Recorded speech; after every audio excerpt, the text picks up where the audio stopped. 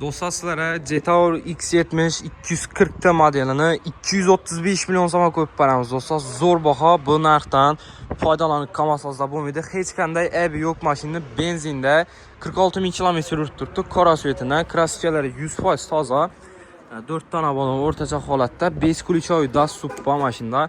Ishlarni polikda döşalgan, sidinalar elektronik, rullarında cruise control, multimedia, monitorları, panorama lyuk, 360 gradus kamera, hamma narsasi bor. Avtomat korobka mashinamiz. Mana do'stlar, kojinniy salon, 7 mestali. Oilaviy mashina desak ham bo'ladi. 2023-yil Jetour X70 240 modelidan do'stlar. Hamma mestasi bor mashinamiz. Yine arka mestasında hali adam oturmagan. Gelip haydab ko'rib, ustalarga tekshirib xarid qilaverasiz sana.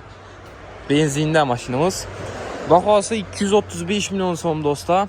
Naqd pul, barter kredit variantlarimiz bor. Barter mashinalarimiz bo'lsa, kesizlar ustunda pulni kelsa, yana barter ham qilaveramiz. Mashinamiz Qo'shib avtomarketda sotib qo'yildi, kelib xarid qilaverasizlar.